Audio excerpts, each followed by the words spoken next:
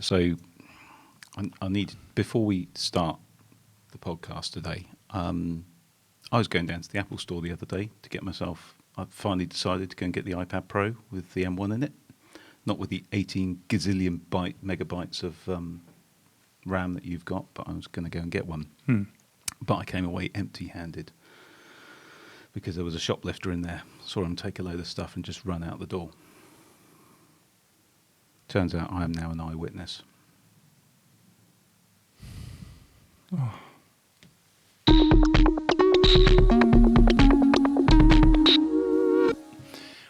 I don't know, Pete. I feel like it's getting worse every time. That was a stretch, that one. It was a little bit. And I wanted to tell you about something I heard the other day. There's a burglar, and he breaks into a house late one night.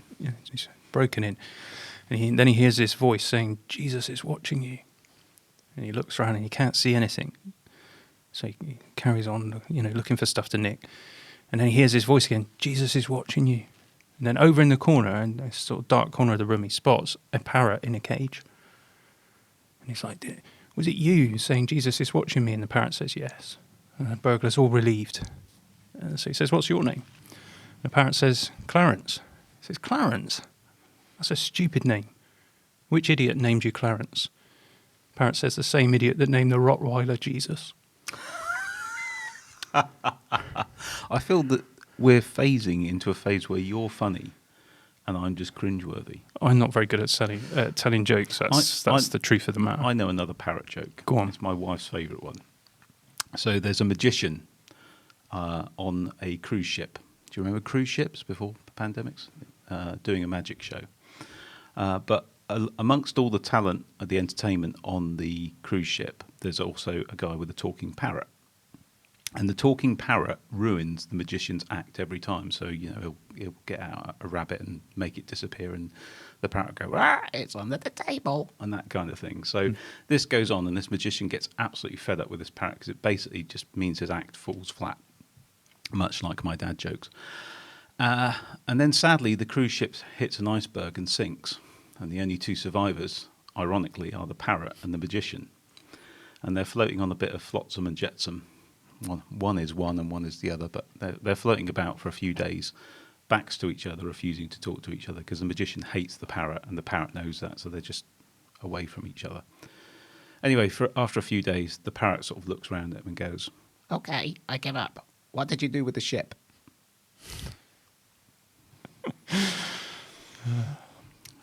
Anyway. That was superb.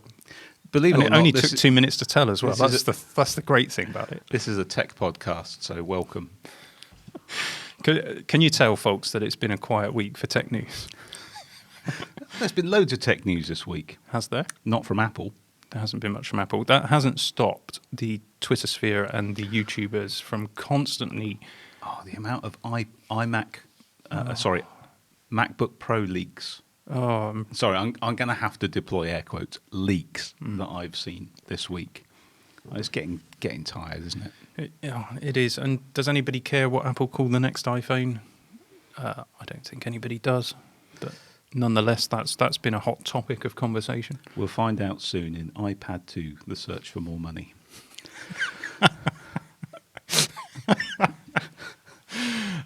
No, that was funny. Thank you. Maybe we should have led with that.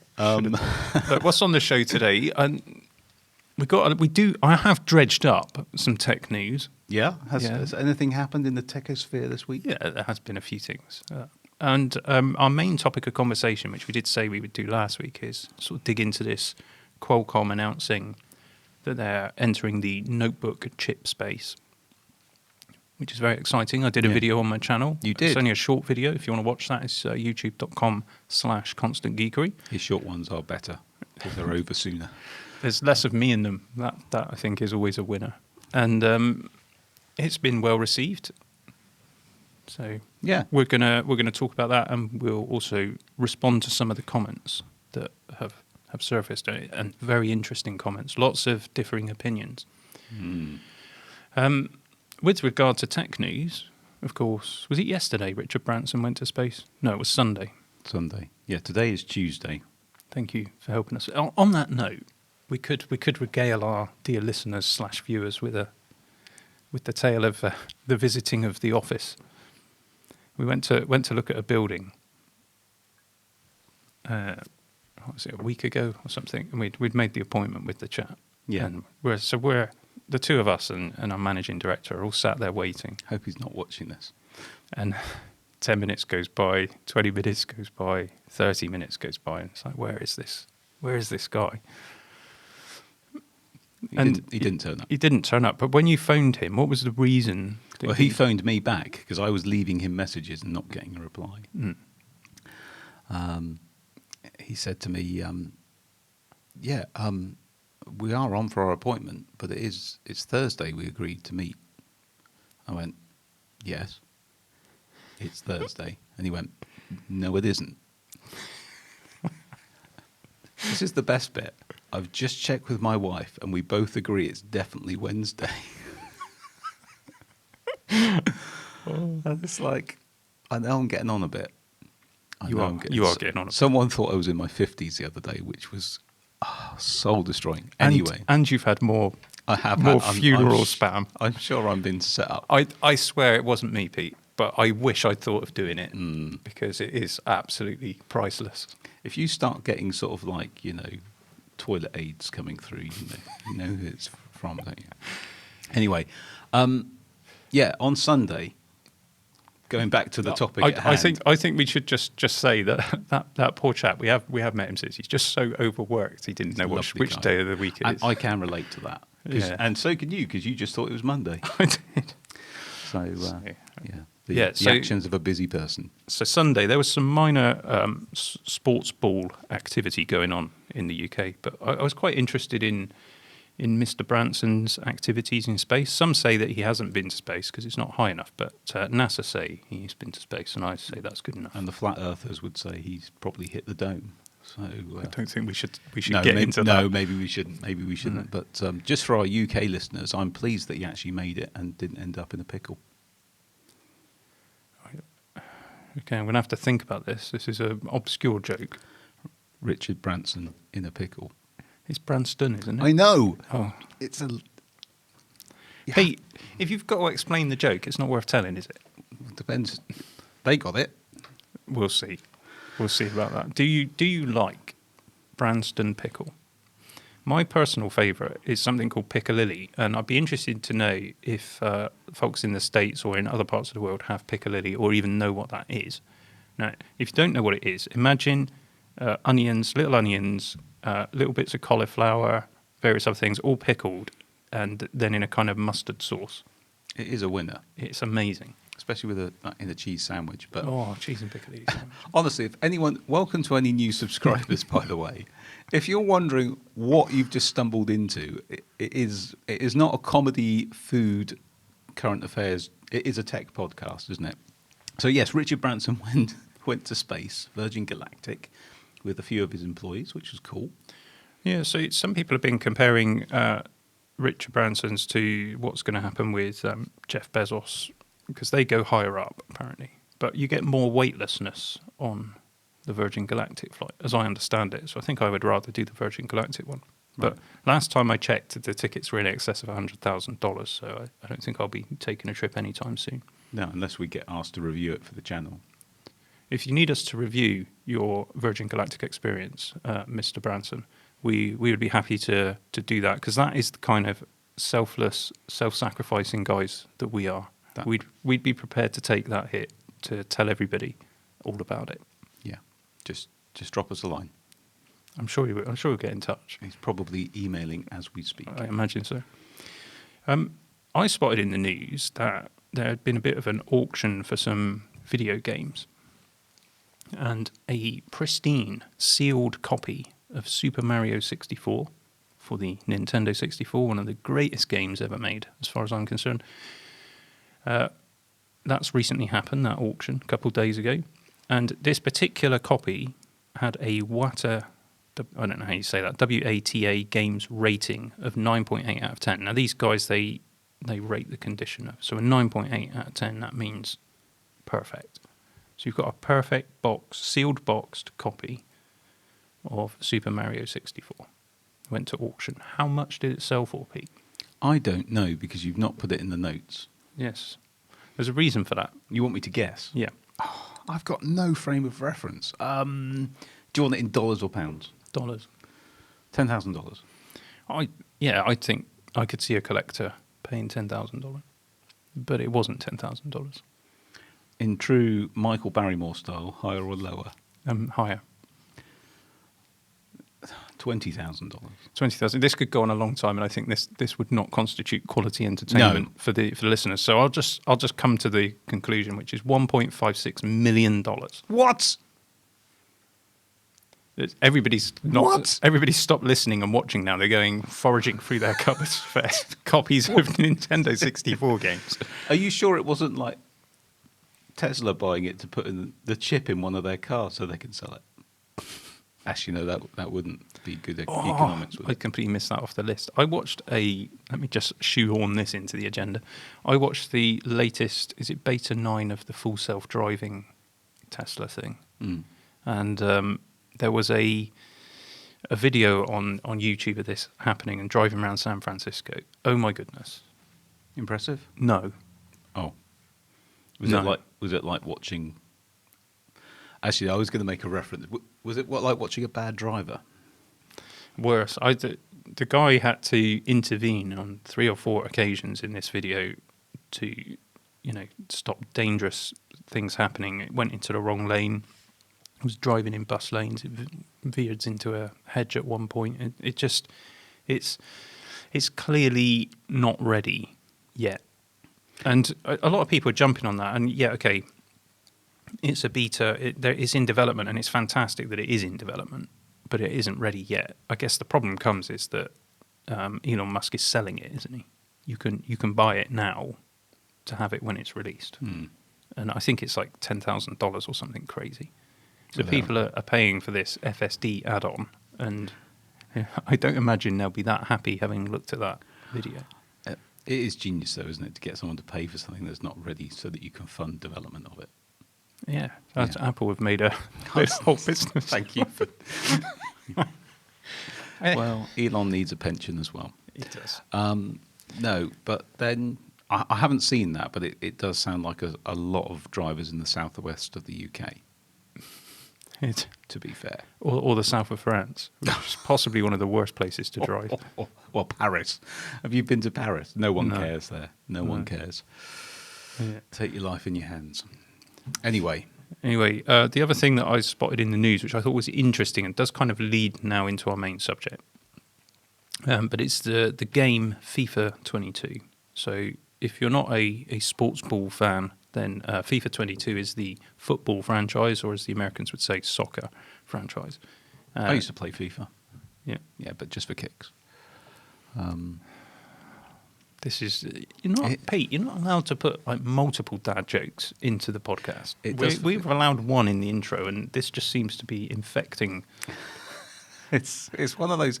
It is one of those podcasts today. I don't know what it is. Maybe it's the coffee. You've put something in the coffee. Yeah. Yeah. All right. So FIFA 22. It's always been a really good simulation of football. Apart from the fact that the goalkeepers are superhuman. If you go anywhere within a radius of the goalkeeper, it will take the ball, which is not like real life. And it always frustrates me. As England found out on Sunday. That was an appalling game, but this is not a podcast about football.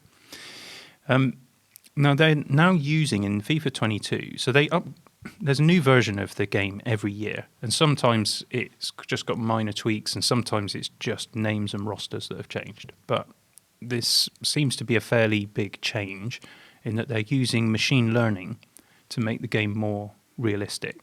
And as I understand it, that will apply to gameplay and also to the celebrations of the players and the way they behave, which sounds pretty exciting. But you won't get that feature in the PC version of the game. You'll only get it in the Xbox, for the new Xbox, so Series X and Series S, and the PlayStation 5. That makes sense. Shall I tell you why it makes sense? Yes, whilst I cough. It makes sense because PCs don't have consistent hardware that the software can rely on to do that machine learning, but Xboxes and PlayStation do. Yeah, And I think it opens up a really interesting topic, because simulation games like that, and you think of things like the F1 games and Flight simulators. yeah, machine learning could play a huge part in that. And if you've got dedicated ML cores in your processor, like a certain chip that we might mention, then that can all be going on presumably at the same time as the game rendering. Excuse me, I need to cough again. God, this is reminiscent. It's like the tables have turned. You've infected me with your COVID. After 6 weeks of not having COVID, I haven't even had COVID, but it's an old reference. Anyway, so what are you thinking? Well, what I'm wondering, and this is a big wonder, but if we get some slightly better GPU power within Apple Silicon, maybe later this year, could you be running FIFA with machine learning on your Apple machine and not, whilst it's not available on the PC, which would be a bit of a turnaround, wouldn't it? Do you know what? That's the sort of thing that some people would make a whole video out of now. Is FIFA coming to Apple? Oh. And they'd make it into this really clickbaity thing.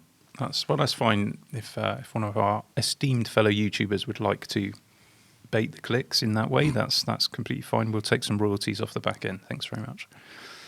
It's an interesting question, though, isn't it? Yeah. And it leads us nicely into this wider question of, is Apple going to have all the fun with this ARM technology? And of course they're not. It just opens up so many possibilities. So I think after having used M1 for quite some time and having used the competition, Intel made a big thing about their Evo platform and their 11th gen CPUs, made a video about that. Yeah. I think it's had 160,000 views or something. Yeah, it's my most popular video by far. Wow. Well, I've got a laptop. My current daily driver laptop is an 1165 G7 PC. Does it have razor thin bezels? It does have razor thin bezels, and it's made by Razer. Oh, nice. But it's not an Evo laptop, but it is the chip that they were talking about. And I've compared that to M1, and the simple truth is, without getting scientific about this stuff, is that M1 is faster in the real world. There's no doubt about that. I'm sure that there are things that the 11th gen Intels can do faster. But in general usage, for the majority of people, M1 will be quicker or will feel snappier. But the biggest issue that I have with the PC is the fans. And it reminded me of the old 15-inch, I say old, but the 15-inch MacBook Pro Intel version, which... Or the Harrier Jump Jet, as we used to call it. Yeah, I mean, you literally do anything and the fans would fire up. But the PC is the same. And this is the x86 problem. It's the power draw and the thermals, and if you want a thin and light laptop, it is difficult to cool it, so you've got to have fans spinning. Yeah, and the M1, because it's based on ARM, doesn't have that issue. And if you're not familiar with what ARM is, it's the chip that powers your mobile phone, that's in your tablets. It is built around low power consumption. And the M1 is a step ahead because it's a custom design. It's not one of ARM's standard designs. It's a custom design that takes that benefit of ARM, that low power consumption, but gives it all of the power of a traditional x86 machine. So your M1 outperforms pretty much most PC notebooks. I mean, there are exceptions to that. So you've got the new Razer Blade 14, which we talked about a couple of weeks ago, which has that amazing AMD processor in it. But the fans will come on. Yeah. Because x86 technology goes back to, the 80s? Possibly early. 70s, isn't it? Yeah. When, let's face it, power consumption was not something people worried about. It's the same. We use this analogy a lot, but it's the same as fuel consumption in cars. It wasn't a thing back then. It's only been as devices have got smaller, we've become more environmentally conscious. All these things have converged to make this a demand. And because the x86 architecture fundamentally is power consumption wasn't a thing, it has that disadvantage, and then you have all the fans. Yeah. And it wasn't originally designed as particularly as a power conscious thing. I mean, the ARM chip and the instruction set and everything else came from the British company Acorn. And the reason why is because they couldn't get the chip that they wanted from the manufacturer that they were using for their previous BBC Micro models, which if you're in the UK, they're ubiquitous. For people of a certain age, you'll know exactly what we're talking about. And when they wanted to make the Acorn Archimedes hardware, they couldn't get the chip they wanted, so literally just, well, we'll make our own. So that's how it came about. About a year after that, it got siphoned off into its own company. And interestingly, Apple was one of the original investors, along with Acorn. I'm pretty sure they had 42% of the company. Yeah. And although Apple sold out of that when they were going through their financial troubles, they've always been interested in ARM. And their chip designs, as they've progressed, when they introduced the iPhone and the iPad, and they were using standard ARM designs, just like Samsung and Qualcomm are making, using the ARM design, and they make it happen. Apple started down this slightly different route where they use. I've got to get the terminology right here because quite a few people in the comments will moan at me if I say Apple is using ARM architecture, but Apple do use ARM architecture. They use some of the ARM architecture and they use the instruction set, but they're free to develop it how they want. That's the particular license they've got. And the guy they employed, or one of the guys they employed to do that, was a chap called Gerard Williams, who was previously a fellow at ARM. So the guy comes to, and before that I think Texas Instruments, which is another huge chip maker. So you've got a guy who knows ARM inside out. He's brought into Apple to start developing it. And then, excuse me, I think I got it wrong in my video. I said from the A7, it was actually the A6 chip was the first one where Apple deviated from those standard designs. Later on, they did the same thing with the Power VR of Imagination Technologies. And the reason why I'm just giving that is if you're not familiar with these things, it's good just to know the backstory. Now, Gerard Williams, he worked on the A12X. I think that was possibly the last chip that he was specifically involved with, but he was involved with the initial design for the cores that are in the M1 and the A14. Yeah. And he left Apple in 2019. Went to Nuvia, or he set up Nuvia. Yeah. And the goal of this wasn't to bring ARM chips to consumers. It was to go after HPC and data center markets. And ARM is huge there because the biggest cost with data center is not connectivity anymore. It's power. And, we've got, I don't know how many servers now, but we hire space in 2 different data centers here in the UK where we've got our own equipment for our main business. And yeah, power is the biggest cost. So when you're looking at speccing servers, as I have to do every few years, I'm looking at power draw. And you need to find something that's going to be optimal with the power, but also give you the performance that you need. And ARM just completely shifts that equation because it's so power efficient. Yeah, it is massively. Do you remember that Apple used to be in the server game? Are you referring to Mac Minis, or are you referring to something else? Xserve. Do you remember the Xserve? Oh, yeah, now you mention it, I do remember that, yeah. But I don't have any in-depth knowledge of it. Well, they did a G5 version when they were back in the Power PC days. There might have been a G4 version as well, but it's essentially a rack-mounted product, and there was a macOS Server Edition. In fact, I got a feeling there may still be a macOS Server Edition. That you can have a quick look while you're talking. Just going to have a quick look. And people would run that. Up until fairly recently, you could actually get a Mac Mini server as well, which came with macOS Server Edition, and it was designed as a small office server with email and other things. They've kind of moved away from that market. They discontinued the Xserve. You can get the new Mac Pro in a rack-mounted configuration. Yeah, but I don't. That's more for professionals who just want to put their workstation in a rack enclosure. So you're right. Mac OS Server is still a thing. Well, there you go. And it was actually really good. I mean, compared to trying to set up Windows Server, where you need someone who knows what they're doing with that, the Mac OS Server was very user-friendly. Small creative agencies would go for it, get these Mac Minis, and it was very easy to set up email accounts and various other things. And the Mac Mini has been hugely popular in data centers as well because it doesn't take up much room. So Yeah. you can get quite a bit of power into fairly small space, I guess. And Apple have recently updated the M1 Mac Mini with a 10 gigabit Ethernet port specifically for that reason, because they'll be used in data center. But what they haven't done is gone after that server market. You know, if we want to buy some server equipment for hosting websites, You're not going to go Apple. no. Well, I have to say, just another thing, because heat is another thing at server farms. And you know, the M1, well, any ARM architecture chip produces less heat. That makes it more attractive because you know there is a significant cost both in terms of energy and environmental impact to keeping server farms cool. So if you're drawing less power, you're creating less heat. Those are all good things for the environment. Yeah, absolutely, and it just reduces the cost of everything. It's also noise as well inside the data center. It's so loud in there. But if you didn't have so many fans spinning, it wouldn't be.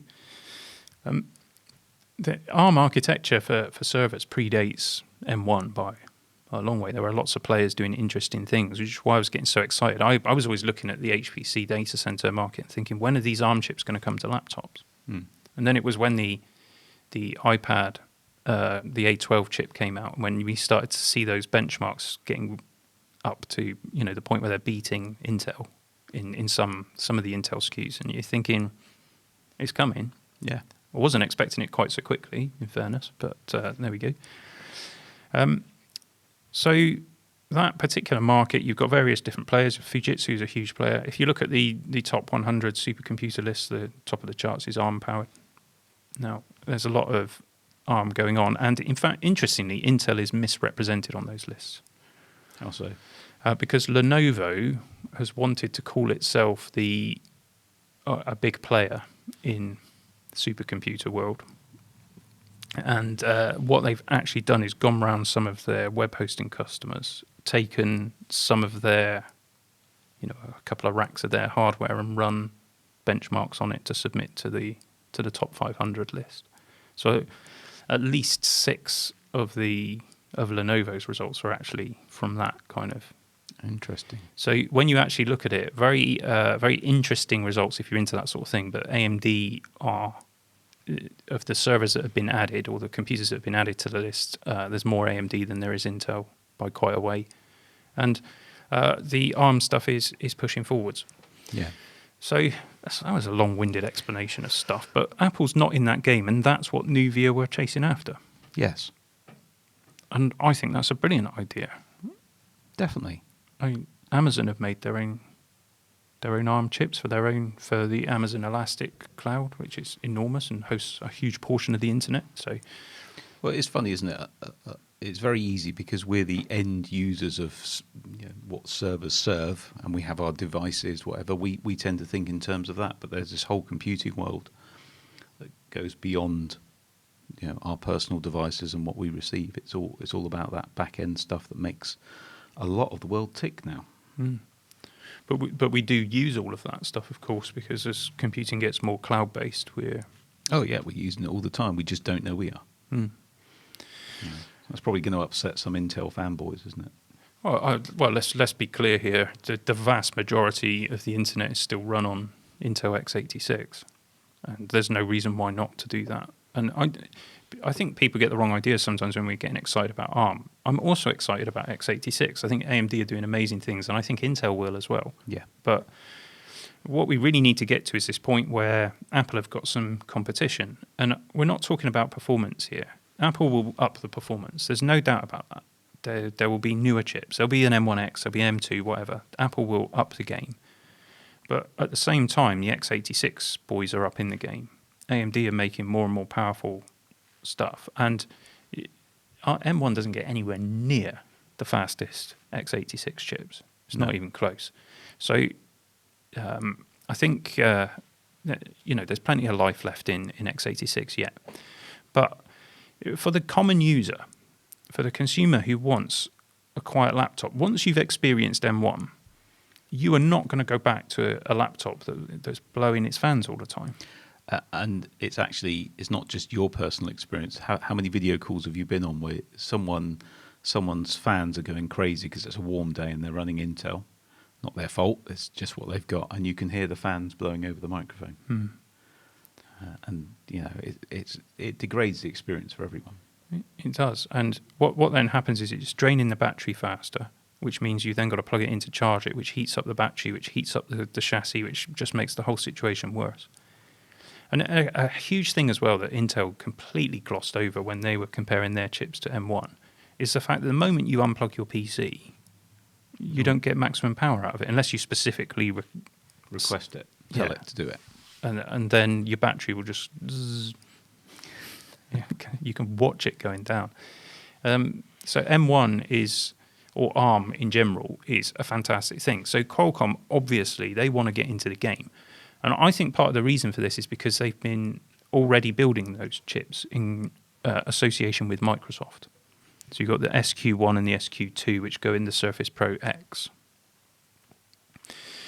And they're not, if you compare it to M1, they're not very good because it's standard ARM designs and they're just not optimized for notebook use. The changes that Apple has made makes all the difference. Yeah.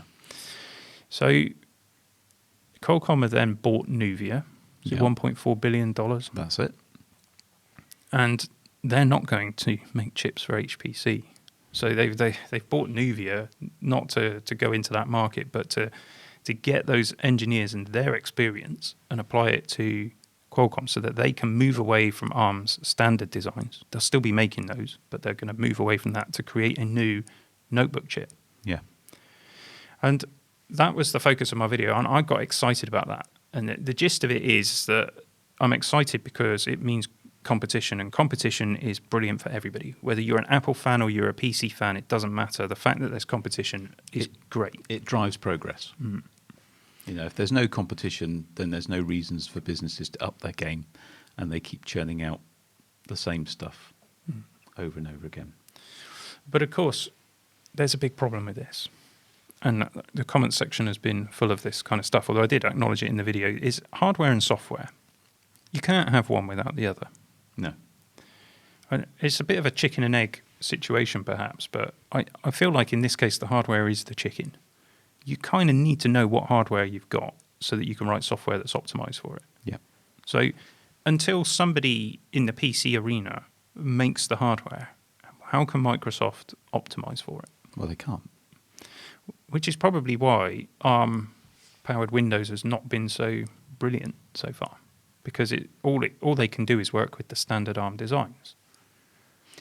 Which is why this is interesting. Yeah, I think so. I think it's massively because what you've got is Qualcomm going, okay, here's something for you to hang your hat on, so to speak. Here's something that you can write software that's optimized for. But it relies on Microsoft upping their game. They need to get developer support. They need to provide development tools in the same way that Apple does for its developers. But I think they will. I think we're already starting to see the signs of the desire to do that with Windows 11, with that arbitrary line in the sand, which they've had to move back. But the point is they're trying to say anything below this spec, you can't run Windows 11. They are changing that. But we commented on this, that Microsoft are darned if they do and darned if they don't, in that, people want Windows to move on. They want it to be more feature-rich and powerful. But they're stuck with this legacy stuff. So maybe this is the break that Microsoft needs to be able to do that with not completely new architecture, but this customized architecture, this ARM-powered stuff. Maybe this is where they will actually be able to mount a serious challenge to Apple in that kind of custom silicon. Yeah, well, they need to lose the backward compatibility. That is the millstone around their neck of progress. They cannot move forward whilst they've still got massive institutions who are paying huge amounts of money to Microsoft for their licensing, who are using older equipment that they haven't updated yet. So they've got these old Win32 apps they need to run. They need that backward compatibility. So Microsoft is hamstrung. Yeah. You can't move forward. But what they could do, they can continue the Windows 11 development, but what they need to put in place is a new team to work on Windows for ARM devices, and that's where the progress happens. That's what I was getting at. You've Have I summed it stolen up your more thunder? eloquently. Well, no, I think I said that, but you've said it in a more direct and eloquent way. Thank you. Well, I think that's what needs to happen. Yeah. And the problem is that the Windows community, I struggle to understand this. On the one hand, you've got people clamoring for change all the time, and on the other hand, you've got, if Microsoft do anything different, you've moved the start menu. But we get this. We get this in the web industry. Yeah, that's true. We get it with Windows 11. IE 11 is a classic example of this. So you want someone comes to you and they want you to build a cutting-edge website using all the latest technologies, and they want it to do all the things that you expect a website to do. But they've got history. They've got customers using IE 11. So suddenly, a load of the stuff that you want to do, you either can't do or you can do, but you then have to put in hacks or degradation, graceful degradation for IE 11 users. Now, hopefully that is coming to an end because IE 11 is no longer supported, I think, or it's certainly coming to its end. But it has been that millstone, and it does mean that you can't always use the latest stuff for a website when you want to, or the most efficient, the better, the more secure, so on and so forth. But again, IE 11 is a Microsoft thing, and the reason IE 11 is still a thing is for legacy apps. So everything you talked about, Win32, older hardware, ActiveX components, all of that is just a legacy of people using infrastructure and intranets that rely on this old technology. Which I think Microsoft should continue to support with one version of Windows, but they should make something new, and they should redo it from the ground up. And if they were sensible, they would do exactly what Apple have done and build it on Unix. I mean, I understand that's a massive undertaking, but I think it would be. It's something that needs to happen. Otherwise, you're going to end up with a situation where Apple are going to run away with it. Because from the simple point that consumers drive the market, and if they can have a low power consuming laptop that's got plenty of performance, and let's be clear here, the vast majority of computer users are not doing heavyweight work. They're just browsing the web. They're doing office tasks. That's their daily work. M1 can absolutely, it's Muller. That's a good term, yeah. And it does it with all-day battery life. And so you've got no need to be tethered to your power supply, even if you do choose to have some video calls during the day. And there's no fan noise going on. I just think once somebody's experienced that, when they're then presented with something at work that doesn't measure up to that, they're going to complain, aren't they? Mm. And I think over time, well, it is happening.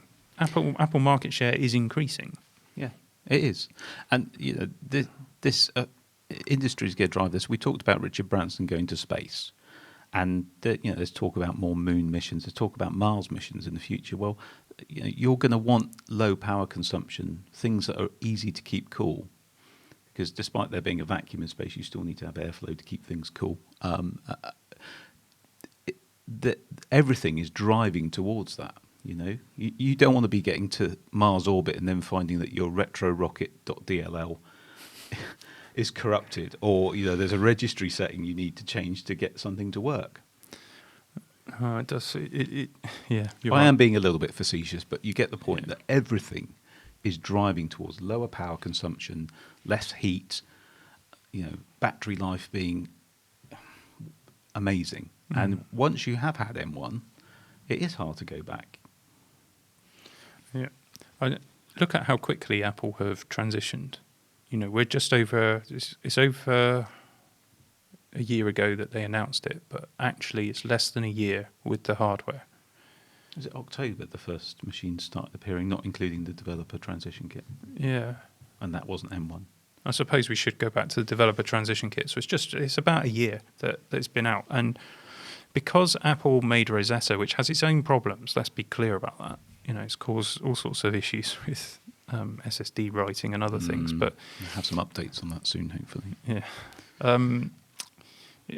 The fact is, it works, and you can run your Intel software on your M1 Mac still, because of that. Now, are you suggesting that Apple's software engineers can develop that, but Microsoft's can't? I don't believe that. It all comes back to what I was saying earlier about desire. And like I say, I think Microsoft have demonstrated the desire to push forward with that arbitrary line in the sand for Windows 11 specs. I think that shows this is what we want to do, but I think what we were saying earlier is that you almost need to sort of split development. You sort of have Windows x86, which is your legacy platform for all those that need it, but you then have Windows ARM. Yeah, and I'm sure they've come up with some much cooler names than that for it, but that's the way forward. Excellent. And then maybe we could have Windows Phone back, please, Microsoft. Oh, for goodness sakes, you keep battering on about your flipping Windows Phone. People are going to get sick of that. You know, I've stopped mentioning Tim Cook's pension fund because people were getting sick of it. In fact, people miss that because they're making comments about it for me in the comments, but no one's mentioning Windows Phone except you and Nokia. A lot of people are mentioning Windows Phone. It was Where? I think that you just, you're not in with the tech peeps, and you're not looking in the right places. But it was a great experience, and It was good. Yeah, I was quite jealous of your Windows Phone.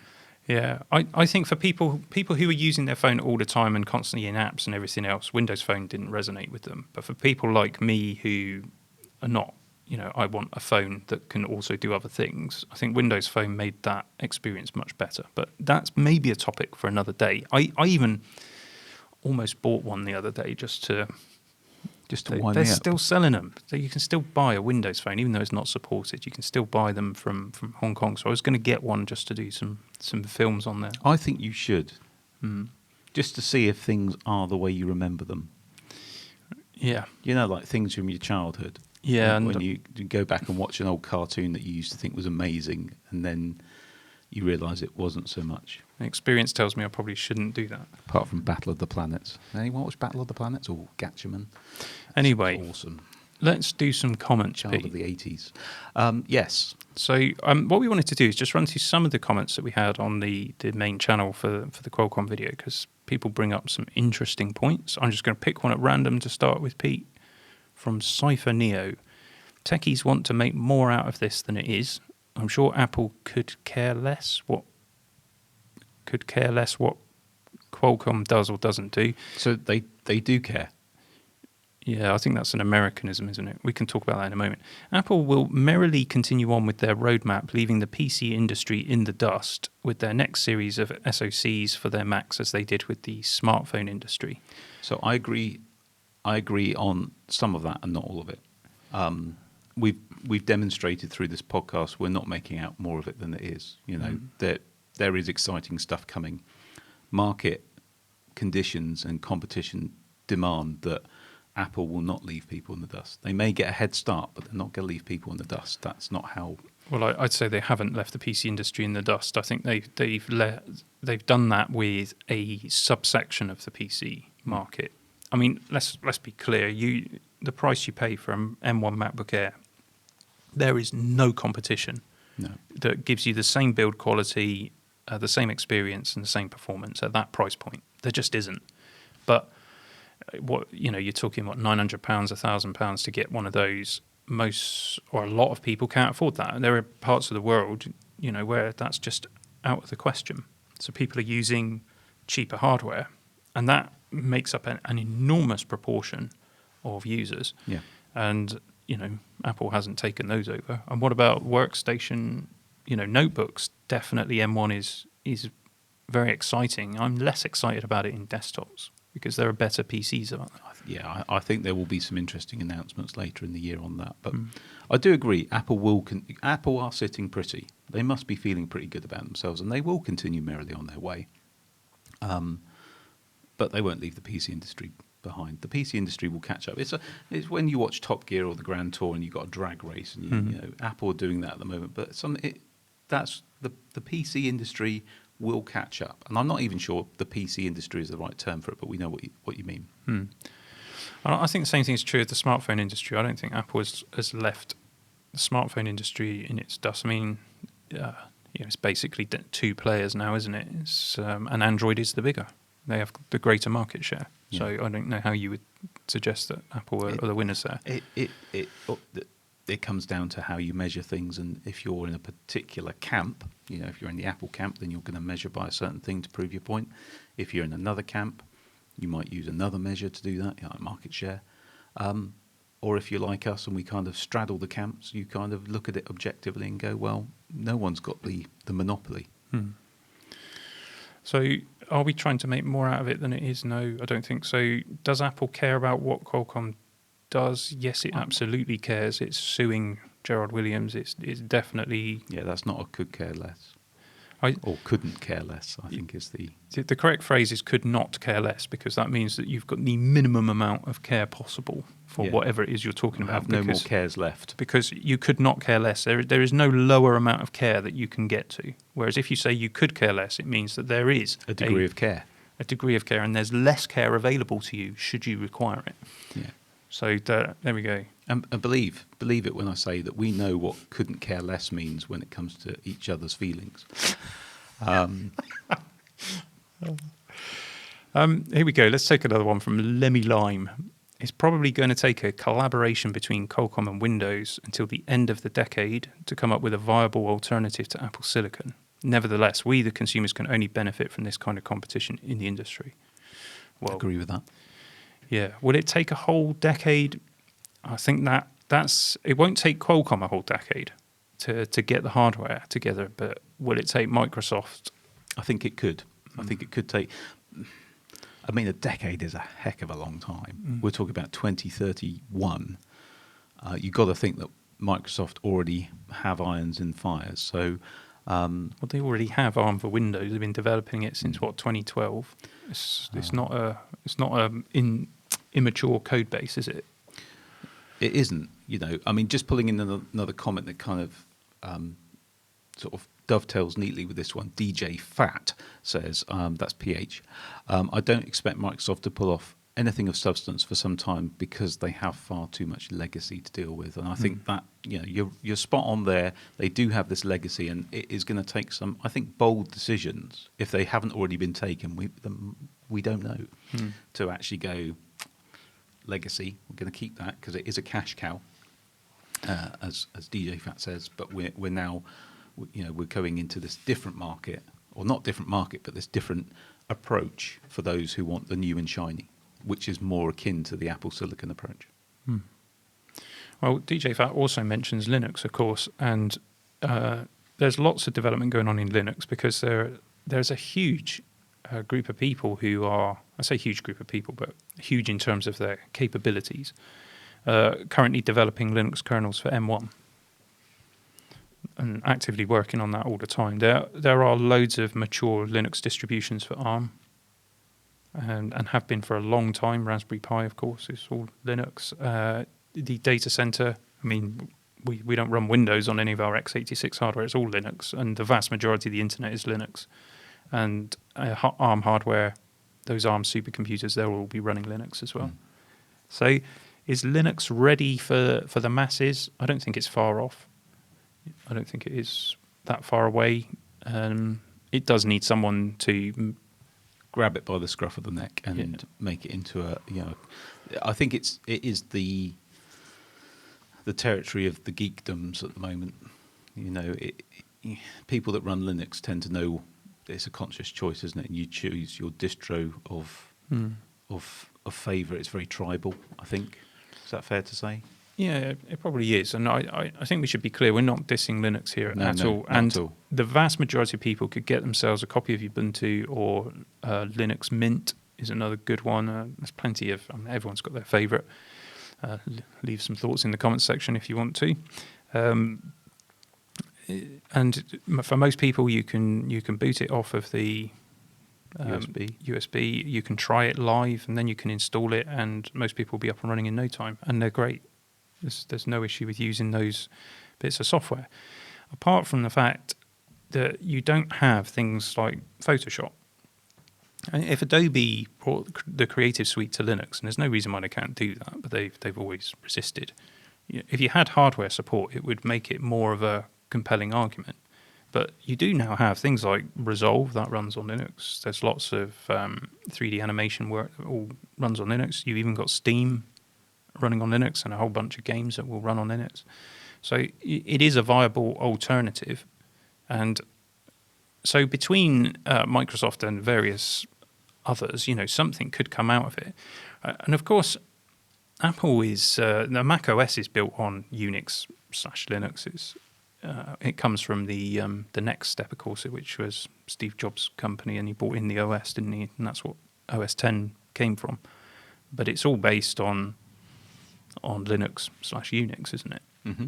So if somebody can take that core, that kernel, like Microsoft, if they base their ARM version on that kernel and then commercialized it on top of that, which I know that many people don't like the sound of that when it comes to Linux, they think it should be free. But if you want your goodies, you've got to have someone who's got the financial clout to, have the definitive build of it.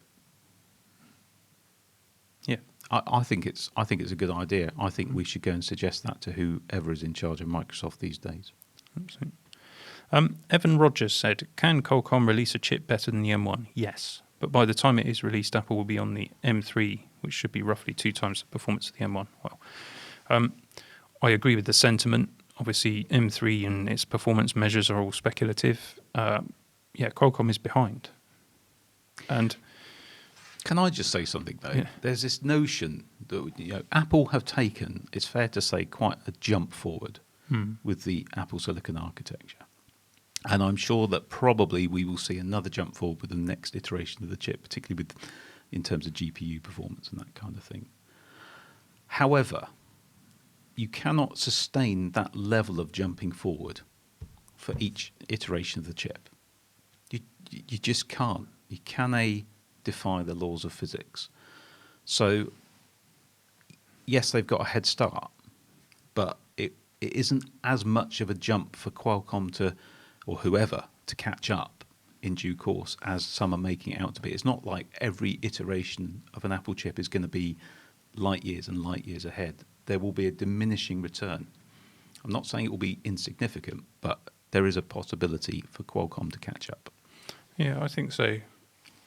I'll take another one. Jeff Strickler says the biggest issue for Qualcomm won't be the CPU core. I'm sure they've got the talent for that. The issue will be added value features like the M1's neural engine. If they want to offer something like that in their system on chip, they are going to have to develop Android and Windows software libraries for it. Those libraries aren't going to write themselves. I think that's so. Yes, that's absolutely true. Bear in mind that the people that worked on M1's neural engine are the people that have moved to Qualcomm. So I don't think they're going to have a problem creating something similar. And that does raise an issue which we ought to discuss in a moment. But you're absolutely right. They do have to write the software libraries for it. And this is the whole crux of the matter, isn't it? It's that hardware and software are not independent of each other. No. They require each other. And it's why you have to look at the whole. They go together like peas and carrots. Which is, they do. Peas and carrots do go well together, especially with a little bit of butter, I find.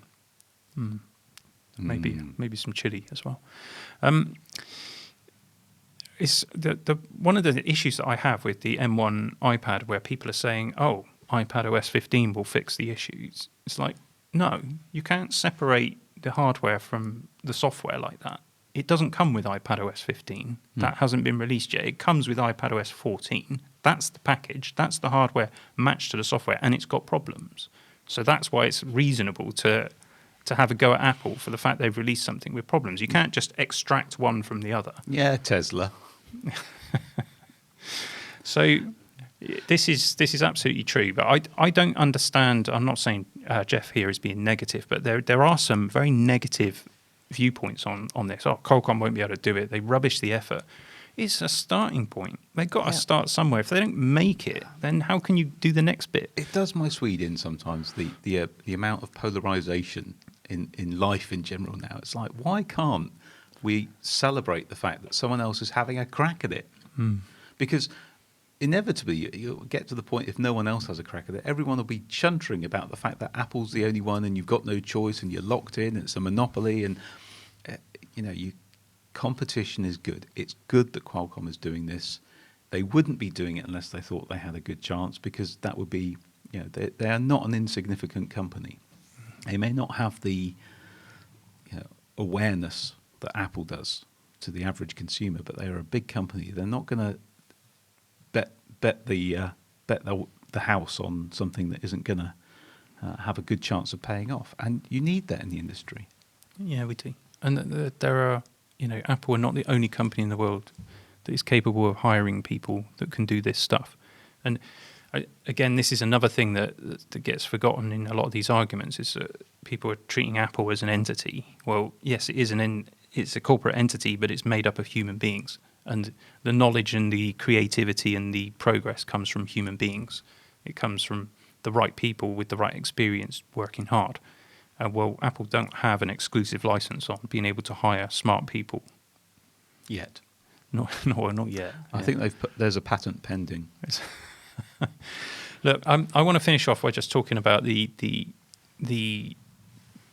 issue with Gerard Williams walking out the door with all of Apple's IP, which is the way that some people view it. I don't personally view it that way.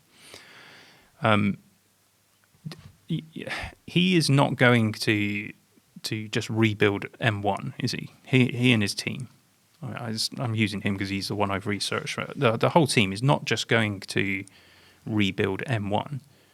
What you would do in that circumstance is that you would look at what you've worked on and the experience and the things that you did that you think, actually, if I did it again, I might do it a different way. Or conversely, the things that you suggested that were, for whatever reason, no, we're not doing it that way. There would have been decisions made for whatever reason, expediency, cost, approach, ethics, that would have been like, I think we should do that. No, we're not doing it that way. Committee decision, I'm sure. Yeah. So it can use their design can use a lot of the same principles of M1. As long as it isn't an exact copy of M1, there isn't an IP issue, because somebody who does work and learns skills. Apple benefited from. Let's just take Mr. Williams again as an example. He came from ARM. So Apple benefited from all of the work that he'd done at ARM, all of the experience that he built up, and prior to that at Texas Instruments. So Apple got the benefit of that. And they didn't, as far as I'm aware, they didn't have to pay any additional license fees to ARM to have that inside track. No, that's just how the world works. Well, you learn, don't you? You learn how to do a job, and people pay you based on the experience you acquire. Absolutely. It just happens in everything. Taking a written piece of code or work and then just copying it, well, that's different. But actually, experience is something that is transportable. Yeah, so I was thinking of how do we compare this? Have we got an analogy or something we can work with? But I thought about, in our web business, we had a particular client who was demanding exclusivity. And so you think about it, and it's like exclusivity. Well, for how long, and what cost does that have? Is it the case that because we've built a certain product for you, that we now cannot use anything that we learned during that process to apply it to somebody else? Well, if that was the case, we'd be out of business. You make improvements and you do things. So we might do something for customer A, and then apply something similar to customer B.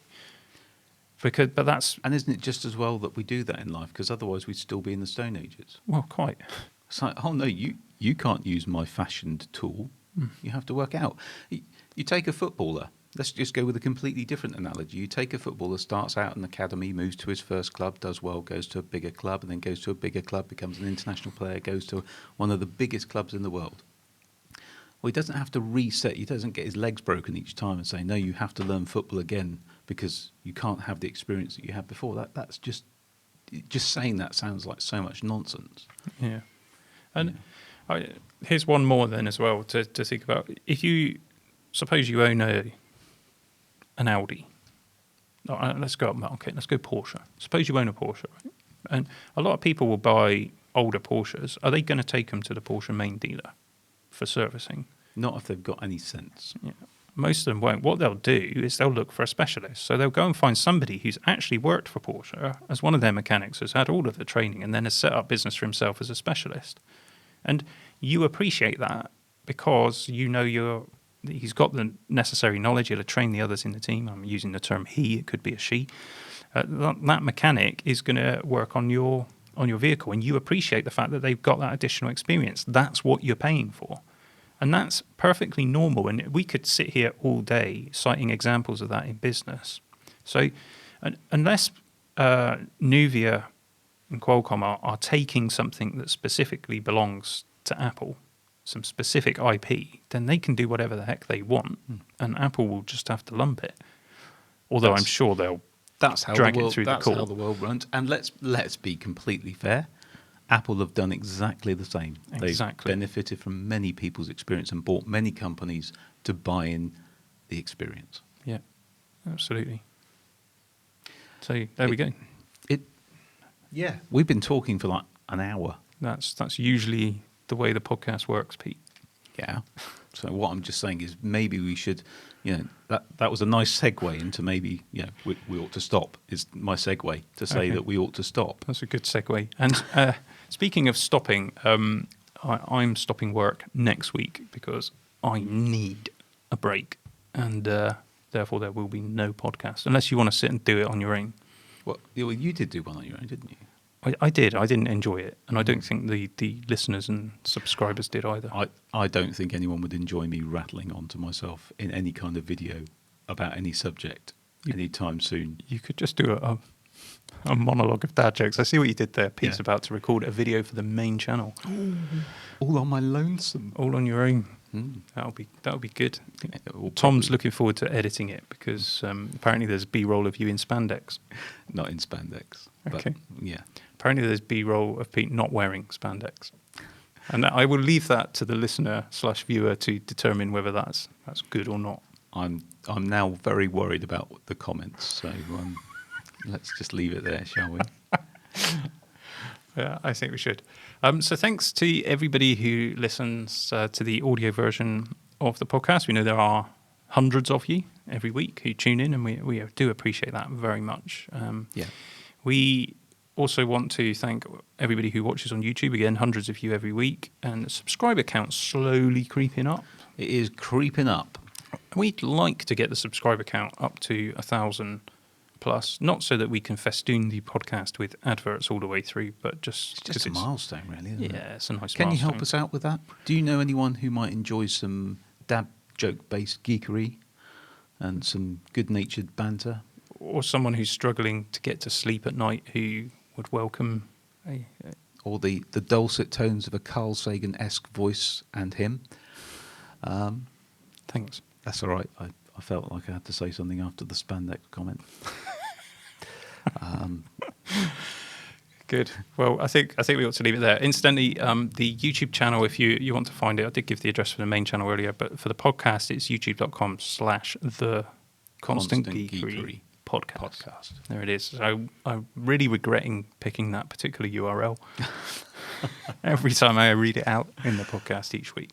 And check out the main channel. We've got a few things coming. Got an interesting insight, whether I can get it up this week or not, I don't know, on external display support on the iPad. We've discovered something which should be interesting. Watch this space. Actually, not this space. The Constant Geekery podcast. Yeah. Sorry, what you've been reviewing some earbuds. I have, which are not cheap earbuds, and I would say they're reasonably priced. They're a reasonably priced pair of earbuds. Yeah. So Pete's been testing those out. I've got coming up as well. I've been sent a tour box, which is like a box of sort of switches and dials and things, which I'm trying out at the moment with various different software applications. Box of switches and dials, like like we have the speed editor for DaVinci.